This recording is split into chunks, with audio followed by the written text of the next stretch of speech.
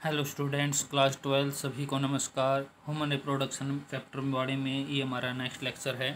तो पिछले लेक्चर में हमने बात की थी कि जैसे oogenesis कैसे होती है, कैसे oogoनियम जो है माइटोसिस करके प्राइमरी oocyte में चेंज होता है, फिर प्राइमरी oocyte मियोसिस, उसमें प्यूबर्टी के बाद कंटिन्यू होती है, सेकेंडरी oocyte बनता है। ये सारी चीज़ें हमने उसमें देखी थी पिछले लेक्चर में।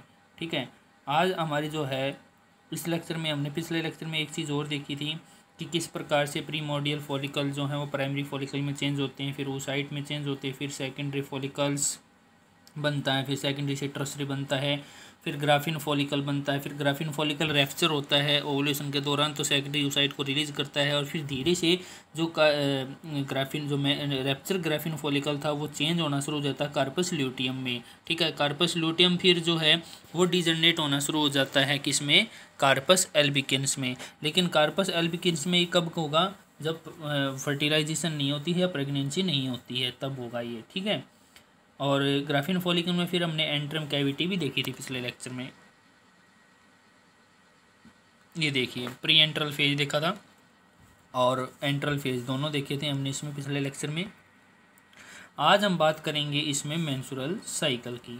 तो मेंस्ट्रुअल साइकिल में जैसे कि ये बड़ी इम्पोर्टेंट टॉपिक है ये मेंस्ट्रुअल साइकिल का, और इसमें बहुत सारी चीज़ें होती हैं, बहुत सारी चीज़ें हम इसमें पढ़ेंगे कि जो इम्पोर्टेंट हैं, और ये महिलाओं में सबसे इम्पोर्टेंट साइकिल होती है मेंस्ट्रुअल साइकिल।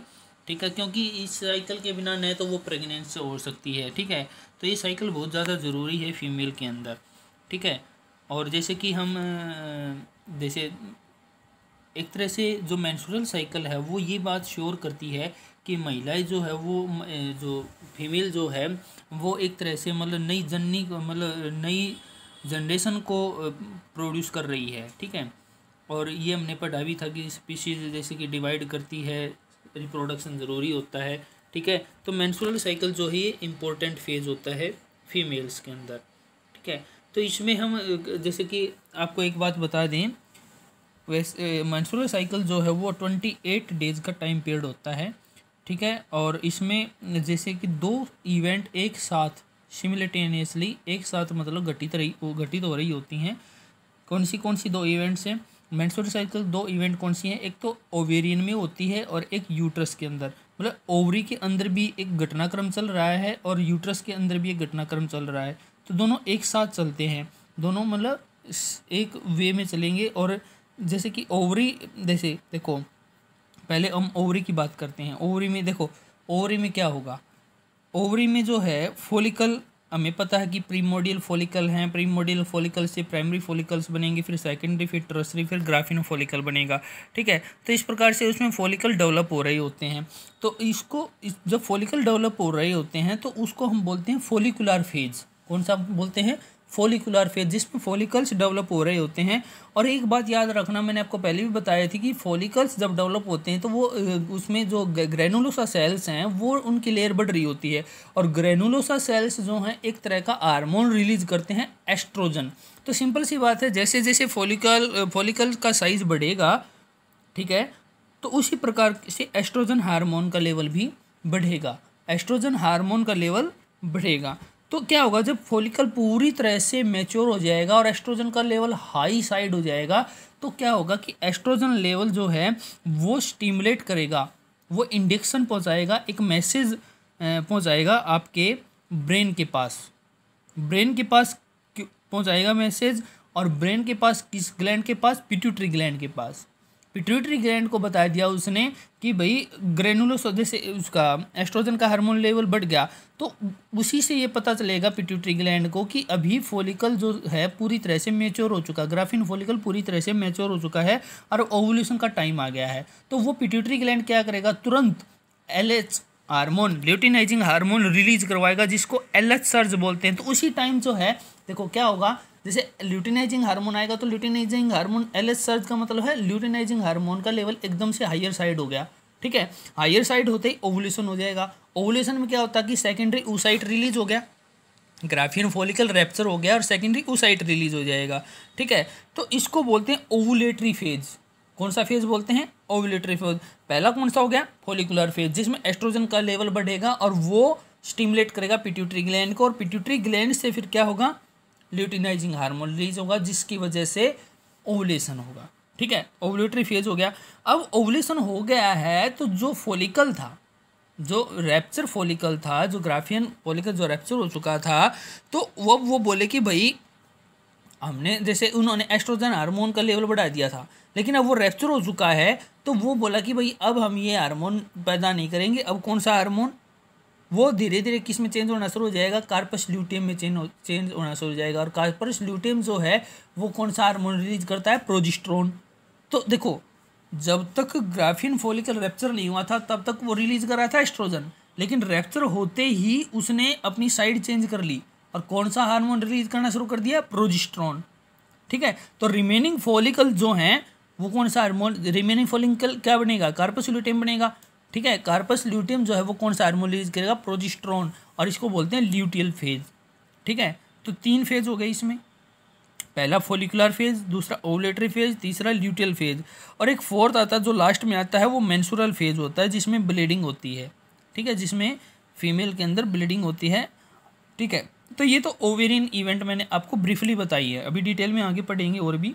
यूट्रस जो है, इसके साथ ही यूट्रस में भी देखो यूट्रस में क्या घटनाक्रम चल रहा होता है। देखो यूट्रस में ये घटनाक्रम चल रहा होता है बेटा कि यूट्रस में हमने 3 लेयर पढ़ी थी, पेरीमेट्रियम, मायोमेट्रियम, एंडोमेट्रियम। पेरीमेट्रियम सबसे आउटर लेयर थी, मायोमेट्रियम जो मस्कुलर लेयर थी, और एंडोमेट्रियम सबसे इनर वाली लेयर थी जिसमें ब्लड वेसल्स वगैरह प्रेजेंट थी। ठीक है, तो एंडोमेट्रियम लेयर की मेंटेनिंग के लिए एक्चुअल में देखो हमने 2 पढ़ी थी उसमें, स्ट्रेटम वेसल्स और स्ट्रेटम फंक्शनल। तो जब सेड ऑफ होती है जो लेयर फीमेल के अंदर यूट्रस से, वो स्ट्रेटम फंक्शनल होती है। ठीक है, और वो क्यों सेड होती है वो अभी हम इसको बता रहे हैं। देखो क्या होगा, मैंने आपको बताया दोनों घटनाक्रम एक साथ चल रहे हैं। जैसे क्या होगा, देखो जब ओवुलेशन हो रहा था, ठीक है, एलएच सर्ज हो गया, ओवुलेशन हो गया, सेकेंडरी oocyte रिलीज हो गया।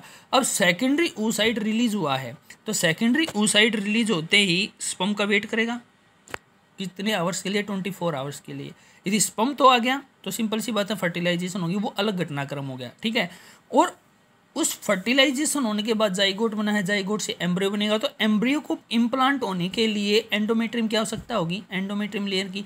और एंडोमेट्रियम की लेयर को मेंटेन करने के लिए हार्मोन की रिक्वायरमेंट होती है, कौन से हार्मोन की, प्रोजेस्टेरोन हार्मोन की। कौन से हार्मोन की, प्रोजेस्टेरोन हार्मोन। और प्रोजेस्टेरोन हार्मोन कहाँ से हो रहा है रिलीज, कार्पस ल्यूटियम से।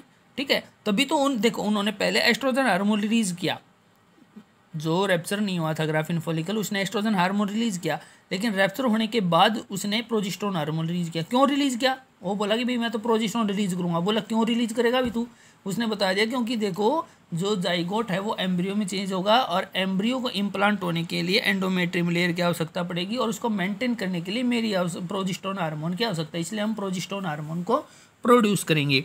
तो प्रोजेस्टेरोन हार्मोन का लेवल उस टाइम हाइयर साइड होगा। ठीक है, और इस हार्मोन को हम ये भी बोलते हैं कि प्रेगनेंसी को मेंटेन करने के लिए प्रोजेस्टेरोन हार्मोन का लेवल बहुत ज़रूरी है। ठीक है, तो ये बात समझ में आ गई आपको। देखो रटने की ज़रूरत नहीं है। देखो पहले क्या होता है, फॉलिकुलर फेज में एस्ट्रोजन का लेवल बढ़ता है। ठीक है, ओवुलेटरी फेज में ल्यूटिनाइजिंग हार्मोन का लेवल बढ़ता है, और जो ल्यूटियल फेज है उसमें प्रोजेस्टेरोन का लेवल बढ़ता है। तो हार्मोन आपको इम्पोर्टेंट याद रखने हैं। ठीक है, तो ये इस प्रकार से प्रक्रिया होती है बेटा मेंसेस में। ठीक है, मेंस्ट्रुअल साइकिल में इस प्रकार। और एक बात आपने देखी होगी अभी, जैसे कि मेनोपॉज होता है, जब मेंस्ट्रुअल साइकिल स्टॉप हो चुकी होती है फीमेल के अंदर, तो उसके अंदर एस्ट्रोजन हार्मोन का लेवल तेज़ी से गिरता है। ठीक है, और एस्ट्रोजन हार्मोन का लेवल तेज़ी से गिरता है तो उसमें थोड़ा चिड़चिड़ापन भी आ जाता है। ठीक है, तो एस्ट्रोजन हार्मोन लेवल जो है वो इम्पोर्टेंट है भाई। ठीक है, समझ में आ गया इतना। तो आगे देखो इसमें क्या बता रखा है इसने, ये देखिए अब हम इसमें हार्मोन्स के लेवल देखेंगे कौन किस प्रकार से बढ़ रहा है। तो पहले हम बात करेंगे, देखो 2 तरह के हार्मोन लेवल बता रखे इसने, पिट्यूटरी हार्मोन लेवल और ओवेरियन हार्मोन लेवल। ठीक है, तो पहले हम ओवेरियन हार्मोन लेवल, क्योंकि बात यहीं से शुरू हो रही है।